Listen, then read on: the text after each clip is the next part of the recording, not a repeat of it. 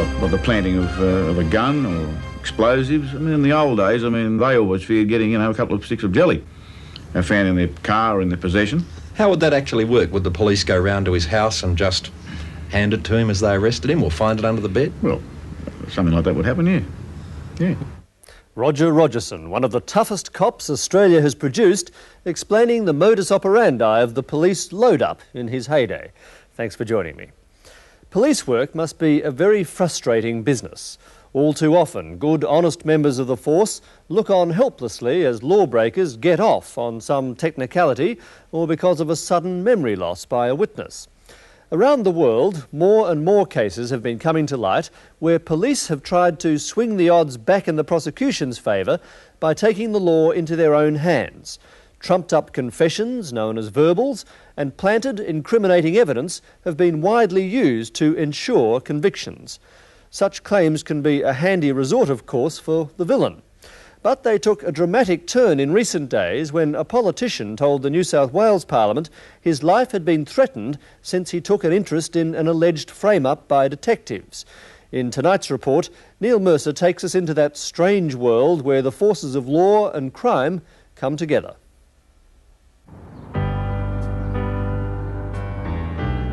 For decades, the New South Wales Police Force has been one of the most powerful institutions in the country. It's also been one of the most notorious. Its 129-year history is littered with allegations of bribery and corruption.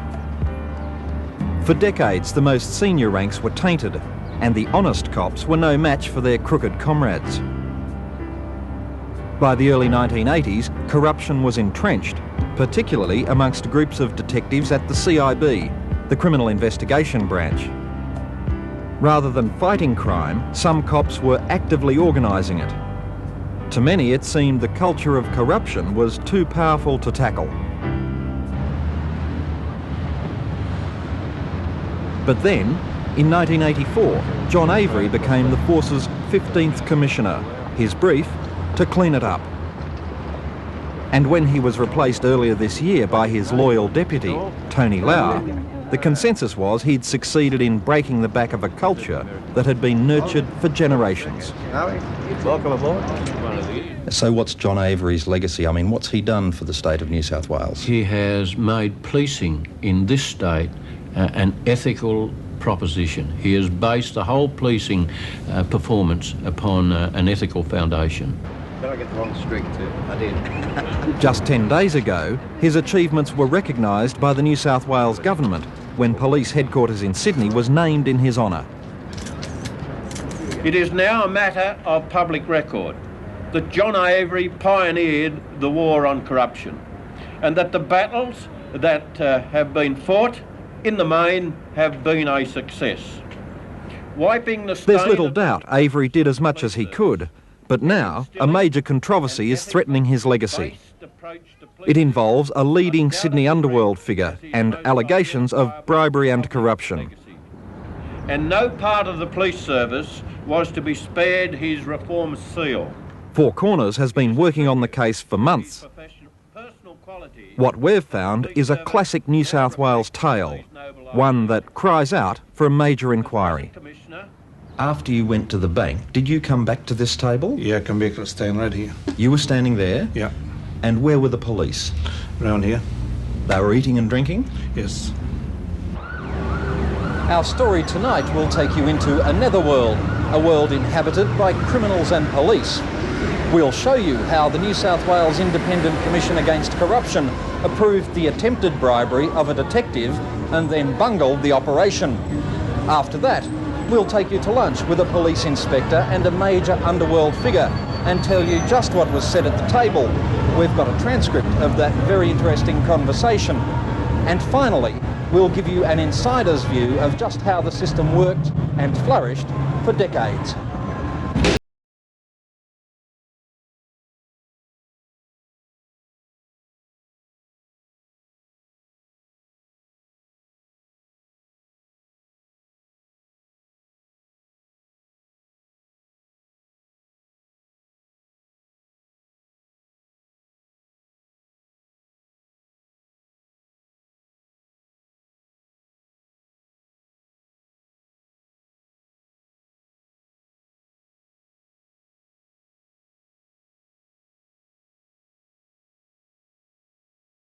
Figure in our story is this man, Louie Bayeh. He's been a well-known figure in King's Cross for some 20 years, starting out as a bouncer and graduating to managing a club along the strip. Accused by police of being involved in drugs and illegal gambling, amongst other things, he's proved untouchable for years. I say this, that I have proof what I'll say, not by allegation, I think proof. And if they want to take me on... Along the way, Bayeh made friends with Lenny McPherson, described in court in 1968 as an organiser of crime and Mr Big. There's no organised crime in Sydney at all. He's still getting headlines this year in a Royal Commission into corruption and standover tactics in the building industry in New South Wales. The late George Freeman, a leading figure in illegal gambling and race fixing, was one of McPherson's best friends. Security is necessary, he says, not because he's a crime boss, but because he was shot through the head here once and had a miraculous escape. I went in there and come out there. A pretty lucky miss. Do you think they meant to kill you? You think they meant to kill me? Well, I'll show you the clothes I shot in and see what you think yourself. No one's ever seen these.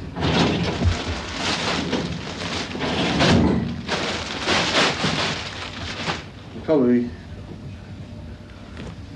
Bob Bottom like to get these. You should put them up at a charity auction. Well, who'd buy it? Who wanted to buy it? The new pants that night. And these surveillance photographs, taken by the Federal Police and obtained by Four Corners, put Louie Bayeh right in the frame. In 1985, he turned up at Freeman's house for a barbecue, along with Lenny McPherson. Also there was Nick Paltos, subsequently convicted of conspiring to import almost 7 tonnes of marijuana. These pictures were taken around the time of Sydney's gangland wars, a deadly dispute that Big Louie Bayeh was instrumental in trying to settle.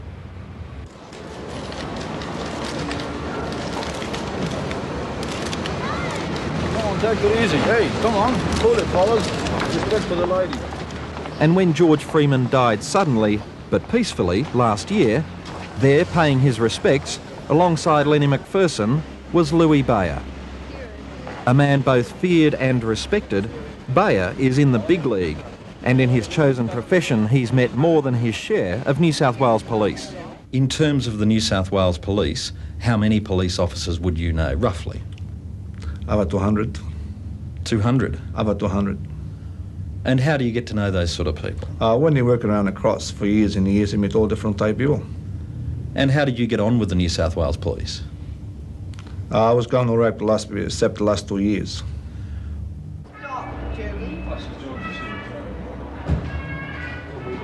Bayeh's story starts here at the Hilton Hotel in Sydney on the evening of June the 1st last year.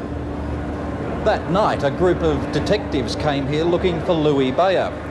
Apparently acting on a tip-off, they stopped and questioned a man in the foyer of the hotel just near Juliana's nightclub. But unfortunately for those detectives, they nabbed the wrong man. They were talking to Louie Bayeh's brother. They picked up my brother, and they thought that my brother was me. And they take him outside, they want to talk to him and all that, and he said, hold on, my name's Simon, not Louie.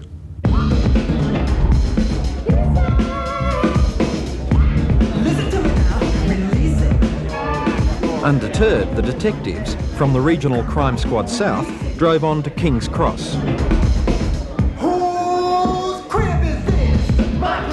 They eventually found their man, at least an hour or two later, in this nightclub. What happened here in the early hours of June the 2nd last year is in dispute, although both parties agree there was some conversation between Bayeh and the police outside the club. According to the police, this is what happened. There was a short conversation outside the club. They'd been tipped off, they said, that Bayeh was carrying a .45 revolver and dealing in drugs. And according to the police, when they searched his overcoat, they found 12 silver foil packets containing a small amount, 1.4 grams, of heroin. But they didn't find a gun. Bayeh disputes this version and says, in fact, there was quite a lengthy conversation with one particular detective. He said, Louie, look, I want you to come to the station with me for 5 minutes. I want to talk to you. And I said, what about it? He said, oh, you have to come to the station. I said, no, we talk here. So we talked about 5 minutes, and he said, look, things very serious. You have to come to the station. I said, no, we talk here like usual. The armed hold-up squad acknowledges he wasn't carrying a gun, and on Bayeh's version, he didn't have any drugs either. I said absolutely garbage. I got no 45 of them whatsoever, and I have big carton, black one. Then I opened, and when I opened, he did have a look then. He didn't look, his workmate have a look. So he gave you a search at that stage? He didn't. I opened the jacket. When I opened the jacket, he gave me shoot. I said, you can have a look.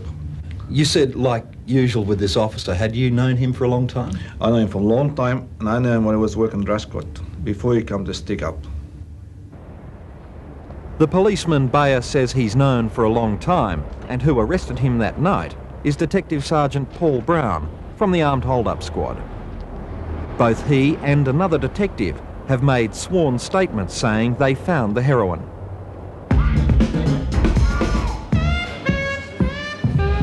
It seems that quite a few people took an interest in the incident between Bayeh and the police outside the nightclub. So it's not surprising that Big Louie has at least one witness who supports his version, that the police looked in his jacket and found nothing. You wouldn't need a telephone, you could hear him from... John Ibrahim, a friend of Louie's, was at the club that night. So I could hear him tell him, well, you know, like more or less you can search me. And he'd opened up his own jacket and he sort of... And police officer did. He searched him around. It looked to me like they were looking for some sort of weapon. They searched his jacket, made him unzip his boots, take his boots a little bit off so that he could... Louie was standing there with his jacket open, and it just got worse from there. Did you see the police find anything? They didn't remove anything from him. They didn't find anything on him. None that I could see. Were you in a position to see? Yeah. How close were you roughly to what was happening? Not further than a metre away. And it's here that the questions about this case start to arise. If the Armed Hold-Up Squad detectives were looking for a .45 revolver, a hefty weapon, it might be asked why they failed to search Bayeh's distinctive Mercedes with the tinted windows and white wall tyres. It wasn't far away. No, not at all. They were more or less leaning on it. They didn't bother searching it. And where was the car? They were leaning on it. It was right outside the club? Yeah, they were all leaning on it, leaning up against it, more or less. Remember, on top of that, Bayeh's brother had been stopped by detectives earlier at the Hilton Hotel. Bayeh says he knew in advance that the police were after him. Do you know what time Louie Bayeh arrived at the club that night? Roughly about 12:30. And did you say anything to him when he arrived? I let him know that there was some sort of police officers looking for him at the Hilton. Did you know the police were looking for you that night? 1 hour before they come. How do you know that? Well, I got a phone call from my brother from the Hilton. Most of those people sort of end up at King's Cross. Sydney really is only a small city compared to overseas cities, American cities, and looking at crime. And really, everybody knows everybody in Sydney. At this stage, we should introduce you to Roger Rogerson, who first met Bayeh when he arrested him back in the 1970s. Rogerson went on to become the most notorious New South Wales detective of his generation. He made his name in the Armed Hold-Up Squad and came to prominence in 1981 when he shot dead drug dealer Warren Lanfranchi in a back lane in inner Sydney.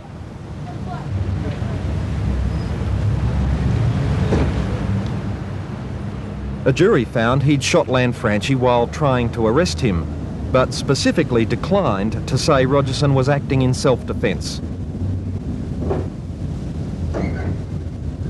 Then came the case of New South Wales undercover cop Michael Drury, who nearly died after being shot as he stood at his kitchen window. Rogerson was charged with conspiring to murder his fellow detective and also with trying to bribe him. There were other charges involving drugs, assault, and conspiracy to pervert the course of justice. Rogerson went to jail briefly, but today he's a free man, having beaten every charge, although one appeal is outstanding. absolute relief. It was relief for both of us to know that finally justice had been done and we are now released. His nose was bent. He was eventually kicked out of the police service by Commissioner John Avery on relatively minor departmental charges. Now, in a move which is bound to fuel the controversy, he's decided to go into bat for Louie Bayeh. No, I'm really surprised to think that he's charged with, with having heroin in his possession. In all the years I've known him, and from my conversation with him, I would say that he's definitely never been involved in drug dealing. Convicted of any criminal. There are many police who would dispute that claim and question Rogerson's motives for saying it. But there's no doubt that after that original arrest and conviction for assault, the two men kissed and made up. So you met Rogerson about 17 years ago? The first time when he charged me, I hadn't known him before. And how did you get on with him? Well, it turned up he's a nice guy. Nice guy? Very nice guy. But he convicted you? Yeah, but he was doing his duty.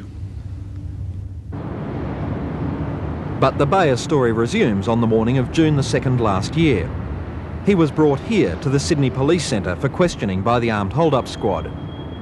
And again, what happened is in dispute. In a sworn statement backed by one of his colleagues, Detective Paul Brown says Bayeh made some admissions. For instance, when asked if the heroin was his, Bayeh allegedly replied, "Yes, will 5,000 do? I don't want trouble." Detective Brown, "You know that we are police. Are you offering us a bribe?" And then, "We are not taking the money. You will be charged." Again, Bayeh disputes it. Did you ever offer them a bribe? Definitely not. What do I offer them a bribe for? What for? The police say you said, take 5,000. Absolute garbage. Take 5,000, I don't want any trouble. Absolutely garbage. I didn't say that at all. Why have to say that? His solicitor, Maggie Sten, arrived at the police centre in the early hours of the morning. The way she tells it, the situation seemed a little confused, and at first, she says, police refused to tell her what Bayeh was charged with. No, they didn't. They took me upstairs and Louie was sitting in a room with a policeman standing outside the door, and they said I could go in and speak to him. So, and Louie's first words to me were, "Why am I here?" And I said, "Well, haven't they told you what you're here for?" And he said, "No, they haven't."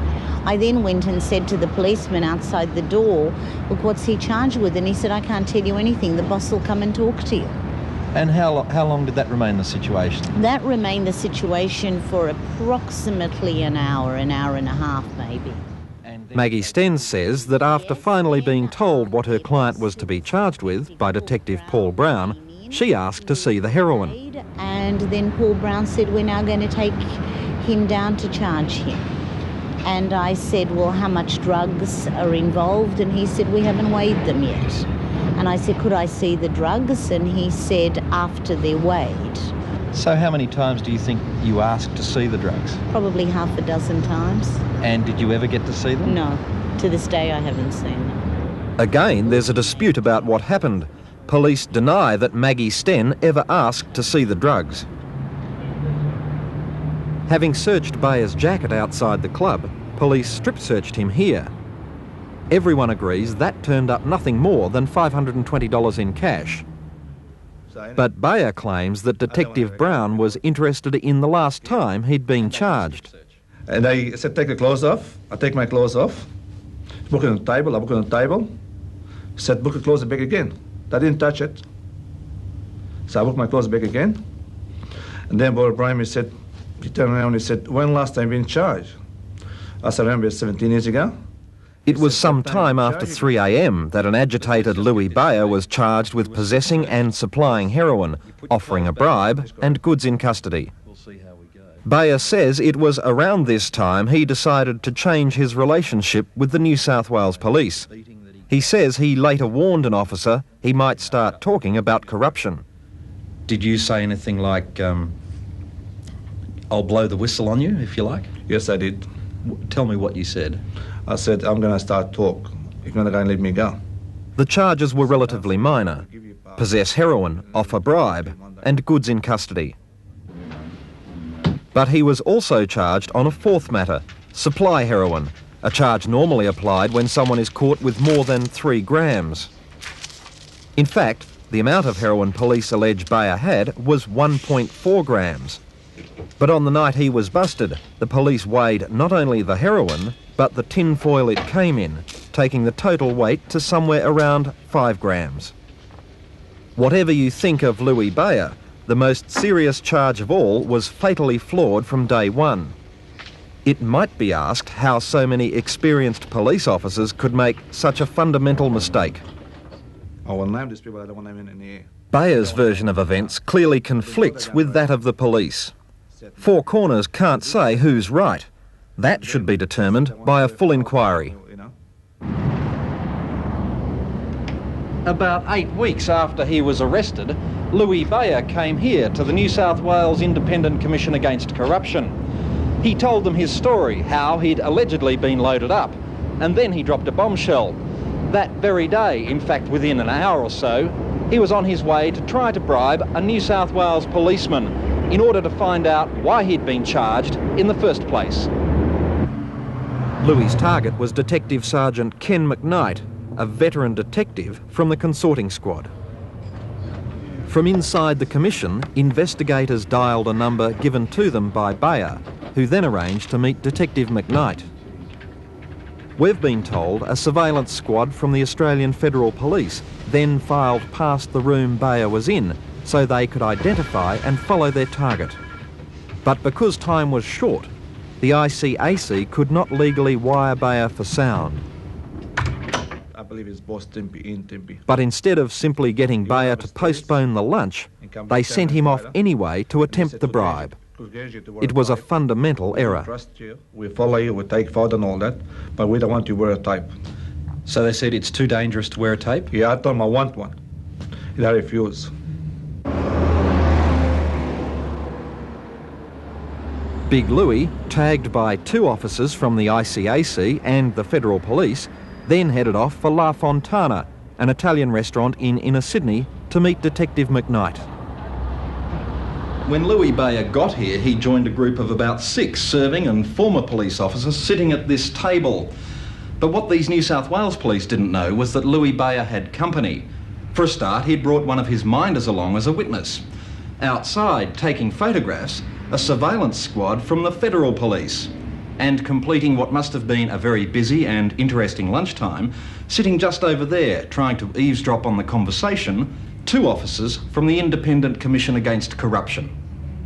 Don't remember much. John Mancuso, owner of the restaurant, recalls that the 24th of July was quite an unusual day. Yes, there was no bookings on the day, but it was a very good day for business. How much did you take that day? Well, it was about $1,900, which is a lot of money for a Tuesday with no bookings. What happened next would be laughable if it wasn't so serious. After talking with the police, Bayeh went to the National Australia Bank across the road and withdrew $12,000, $5,000 in $100 notes and $7,000 in 50s. This is a copy of his withdrawal slip and also his bank statement. When you got back from the bank, did you come up to this table? Yeah, I was staying here. And were there police sitting around here? There were 6 policemen here. Eating and drinking? Yes. Did you say something to one of the police? I said I got this thing ready with me. And what happened? He said I'll follow you to the bathroom. Then he followed me to the bathroom and I handed him money. How much did you give him? 12,000.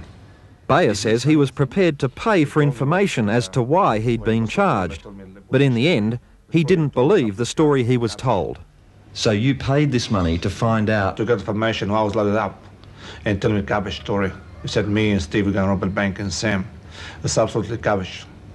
What was the name of that policeman you say you gave the money to? Ken Midnight. ICAC personnel observed both men going to the bathroom. One commission officer has sworn in a statement he noticed something bulky in one of McKnight's pockets when he came out. But he couldn't be certain it hadn't been there previously. What it comes down to is that only 2 people, Bayeh and Detective McKnight, really know whether any money was paid. The Independent Commission Against Corruption could and should have resolved the matter by searching the police as they left the restaurant. But they didn't. As it was, the police finished their lunch and simply walked out the door. But a number of questions arise. Why are so many police at lunch with a major underworld figure? And who paid for lunch? Because Bayeh says he did. And why was Detective McKnight not asked a single question until a few weeks ago, over 1 year after the lunch and only after Four Corners started making inquiries? Detective McKnight is now on sick leave.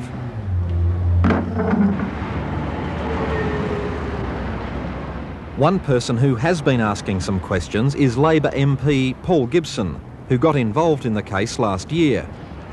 He started making representations on Bayeh's behalf and eventually got to see the then New South Wales Attorney-General, John Dowd. That's right, and although John Dowd was very helpful, or appeared to be very helpful, the advice that I was finally given by the then Attorney-General was that I'd taken the case as far as I could take it.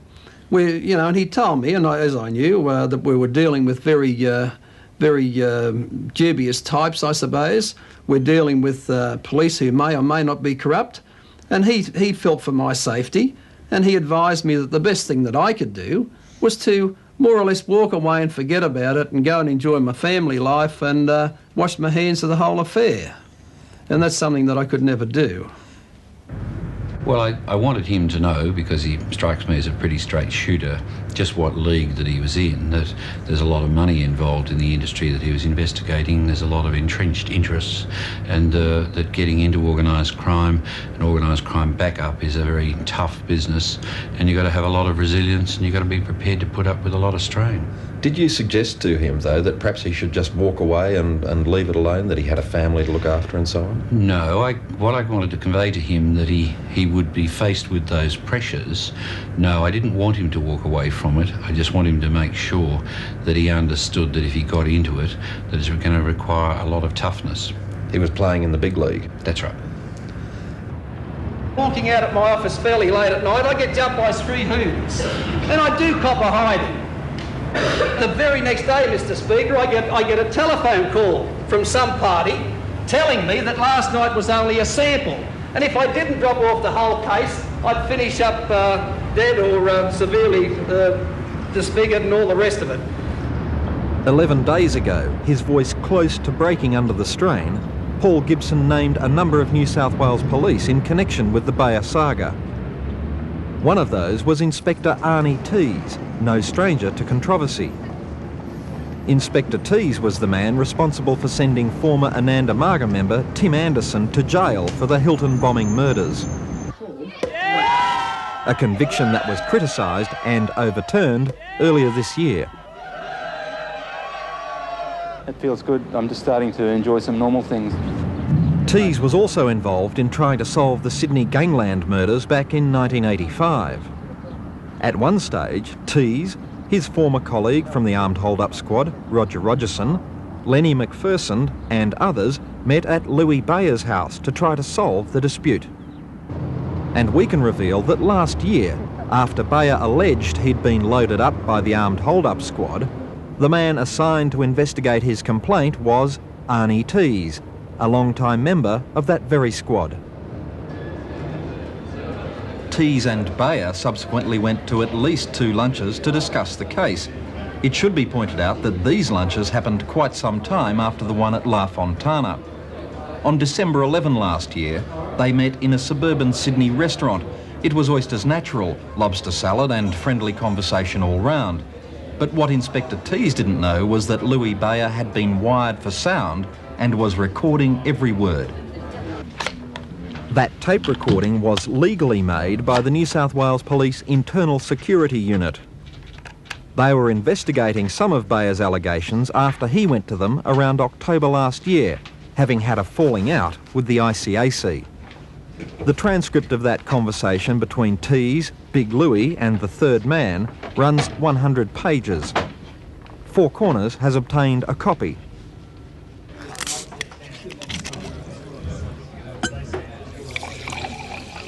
Following are some highlights of what Louie Bayeh said to Arnie Tees. Remember, the man who arrested Bayeh was Detective Paul Brown, and the main charges involved heroin and offering a bribe. This first excerpt relates to that charge. Tease was recorded as saying, "The only problem with it is that bribe one. How to get around it. They were thinking about that." And Tease again. "They can't very well turn round and say, 'I thought I heard him say it,' you know. They're going to have to, something they heard you said. They're going to have to open the gate." Later on during the lunch, Bayeh says, "If Paul would come to court and tell that truth." Tease responds, "It won't go that far. See, what happens? Here's what happens. What they're going to do is work out something for the offer bribe charge." Bayeh, "Well, he make it, he have to work out something." Tease, "Of course." "You know and I know he make it up." Tease, "Oh, we know that. We'll still have to find a way out of it that doesn't look like, you know what I mean." And then, referring to his arrest, Bayeh says, "I have to know why he set me up." Tease, "I'm pretty sure I think we know, but anyway, let it go until after, and relax. I guarantee it won't happen again." Over lunch, Bayeh made no bones about his version of events, and at one stage he asked about Sergeant McKnight and said, "Will he ever give me my money back? He'd take 12,000 from me." At this point, Tease and the third person are recorded as laughing. Obviously in a jocular mood, Tease then responds, "That's in his retirement fund." It's been suggested to us that Inspector Tease was simply leading Louie Bayeh up the garden path, ingratiating himself, trying to get information. But if he was seeking to cultivate Bayeh as an informant, not something most criminals want known, why was a third person present? Remember, Tease and Bayeh had met back in 1985.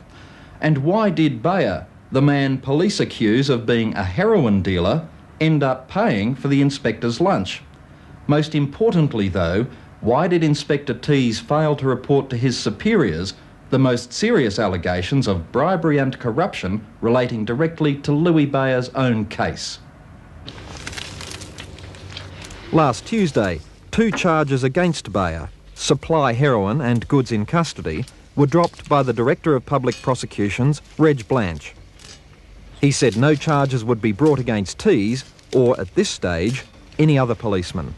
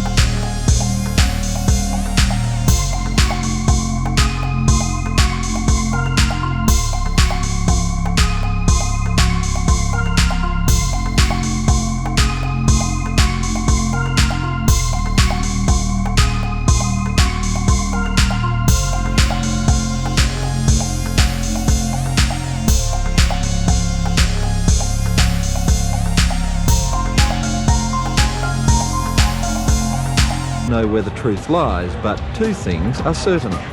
He knows a large number of New South Wales police, and for years he survived remarkably well in a cutthroat environment.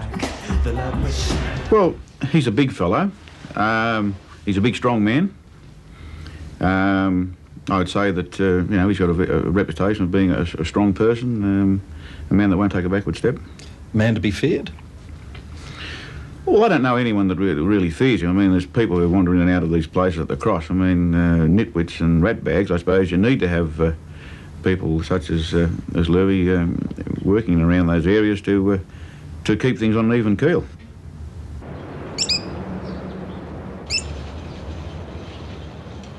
Roger Rogerson was kicked out of the police in 1986, and many argued that getting rid of cops like him went a long way to cleaning up the service. These days, he's locking up gas meters instead of crooks, But for years, in uniform or plain clothes, he was in the thick of it and was perhaps the most feared detective of his era. Tonight, for the first time, he opens up about how the system worked in his day, how the CIB used illegal methods to frame criminals, all in aid, of course, of keeping things on an even keel. Well, it was by this fear, by using these illegal methods, and that was it. I mean, this fear that this would happen to them, that the police would do something to them, which was obviously illegal. What sort of things? Well, the planting of a gun or explosives. I mean, in the old days, I mean, the safe robber, he was the safe blower, he was the smart crim, he was at the top of the echelon of the criminals, and so they always feared getting, a couple of sticks of jelly found in their car or in their possession. How would that actually work? Would the police go round to his house and just hand it to him as they arrested him, or find it under the bed? Well, something like that would happen, yeah. Yeah. And what about drugs? Well, obviously, I mean, it's much easier to plant drugs because they're so small. It's minute. And what sort of people would the police do this to? Well, people who are overstepping the mark. I mean, obviously, people who are causing problems. Maybe, as I said, overstepping the mark, getting out of line. A very high percentage of police within the CIB were actively and happily turning a blind eye, and a large number were involved. Well, it was the culture. It was you were doing a community service. There was no ulterior motive there was no bad motive behind it. It was all done in the interest of truth, justice, and keeping things on an even keel and keeping crimes under control. And do you think large groups or large numbers of officers could be involved in a particular load-up? Well, I mean, if you plan the thing, you might have to use a large number of police officers. But what sort of number? 10, 20, do you think? No, I mean, just 4 or 5. I think it's 6 would be the most. Why is that? Well, I think that's all you need, really, to do it. You wouldn't... I couldn't imagine, you'd needing any more than that. I think undoubtedly there was a police culture. I think it was very strong. I would have thought it would have been very difficult for officers to survive in those squads who didn't form a part of the culture. He makes sure that he behaves himself. Remarkably, Rogerson admits that 3 squads, including his own armed hold-up, were at the forefront of the racket. And what sort of squads, to your knowledge, were involved in this sort of thing? Because really it is illegal, isn't it? It's certainly illegal. I mean, if you got caught out doing it, I mean, you should end up in jail. But, they were called the heavy squads at the CIB. Armed hold-up? Armed hold-up squad, the consorting squad, the breaking squad. Did the criminals in Sydney, at least, know that this was the way things worked? Did they accept it to a degree? I think it was accepted. It was accepted. That sometimes if you stepped out of line, you were just asking for trouble? Asking for trouble. And someone would either tap you on the shoulder or come knocking on your door, and you'd be given a present. Is that what you used to do?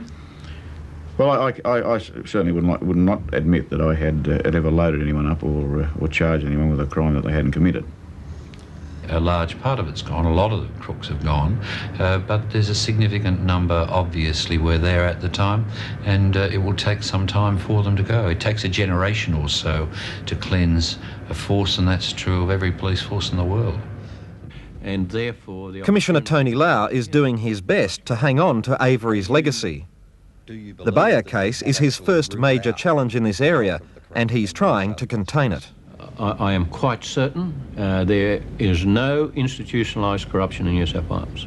Because of what I've said earlier about the police coming from the community, it would be like trying to part the waters of Sydney Harbour to say that there will never be a corrupt act in New South Wales Police.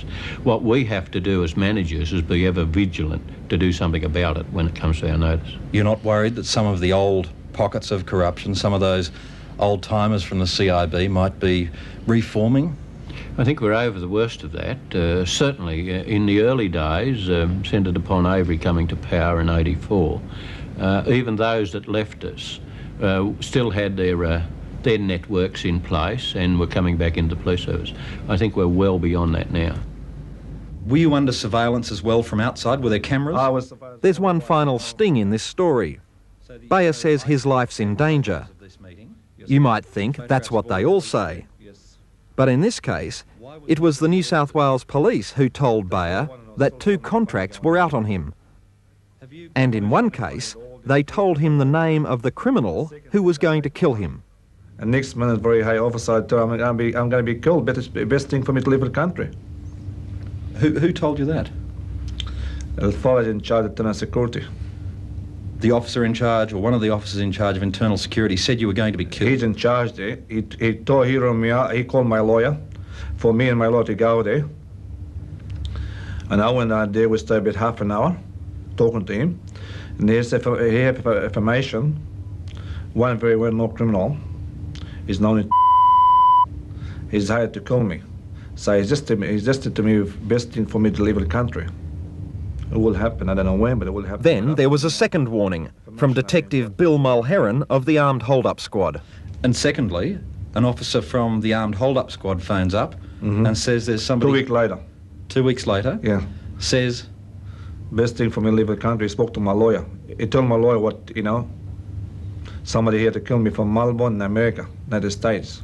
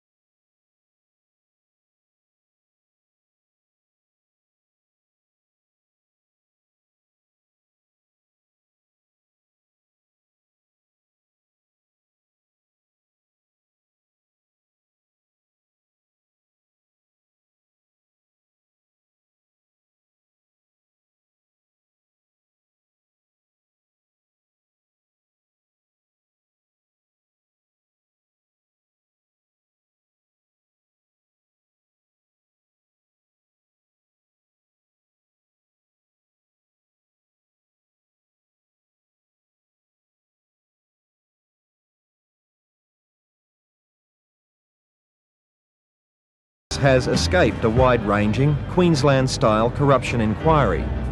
Maybe it's time. And perhaps a good starting point is the case of Louie Bayeh. It's simply not good enough anymore for politicians to tell us all matters have been properly investigated, when quite plainly they haven't been.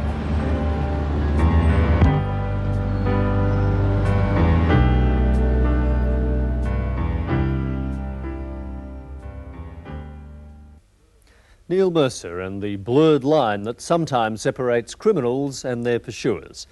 Next week, Four Corners goes golfing. The relaxed location is a little misleading, I'm afraid. The links between shady Japanese money and plans for literally dozens of new golf courses in Australia is causing growing concern. Shady links next Monday. Good night.